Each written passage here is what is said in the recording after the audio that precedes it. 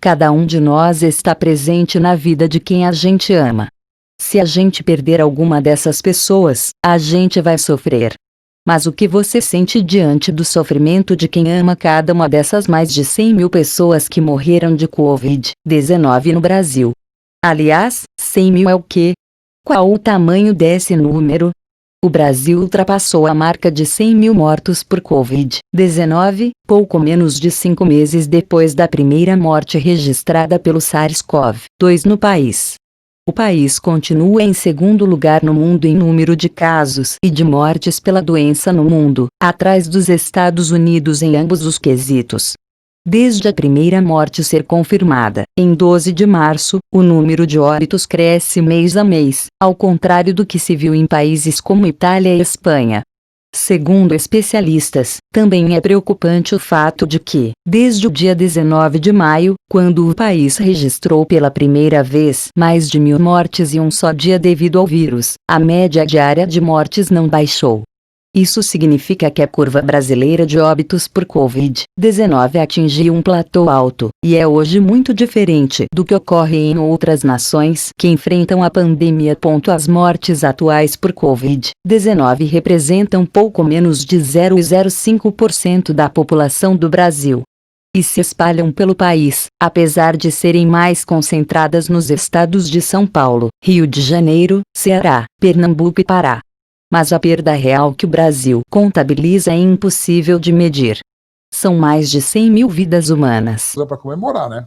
Porque uma marca de 100 mil mortos por causa de uma doença que podia ser evitada, ou no mínimo contornada, para a gente ter um número de vítimas menores, é muito interessante, né? Não dá para falar tanto assim, pelo contrário, não tem nenhum orgulho desse número, nenhum orgulho de quem mantém, e pior, eu não tenho nenhum orgulho, nem você, é claro que me acompanha, de alguém que não liga para esse número, que acha que é uma coisa inevitável. Não, não é, porque em vários lugares do mundo, pessoas mais responsáveis cuidaram já melhor das suas populações e tudo isso foi evitado. A gente aqui fala de 100 mil como se fosse uma coisa normal, que me deixa muito horrorizado, e a gente, obviamente, não concorda com isso. Então não tem muito motivo para comemorar o que a gente está vivendo agora. Aliás, não tem nenhum. No Brasil Cozinha Comigo, a gente fala de Brasil, a gente tem orgulho de ser brasileiro, e mais, a gente tem orgulho de um Brasil que se protege, que liga para as pessoas que estão doentes, que cuida delas e, sobretudo, que se penaliza, sofre e procura respostas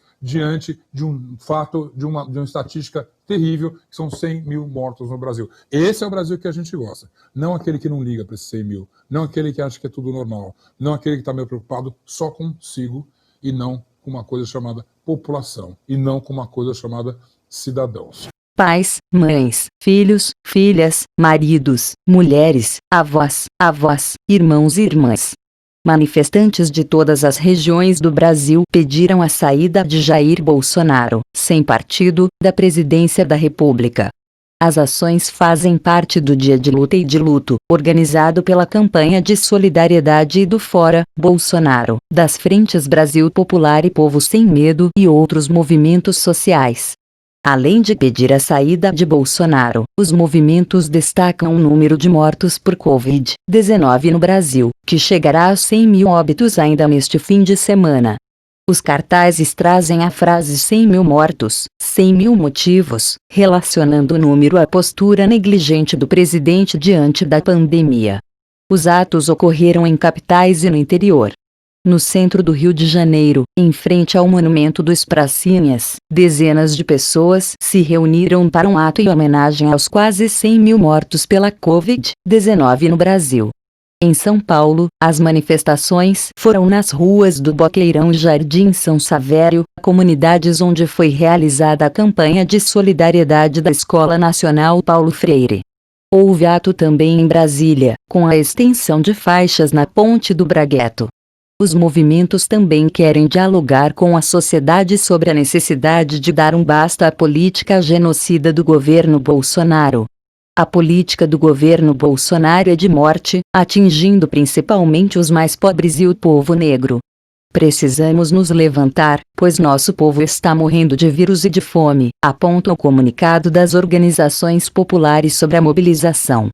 Para alguns, a grandeza do Brasil e o tamanho de sua população podem tornar difícil compreender o tamanho da tragédia. Nós da Escola estamos em profundo luto e respeito a todas as vítimas e familiares que perderam seus entes queridos por essa doença. A todas essas pessoas a nossa solidariedade.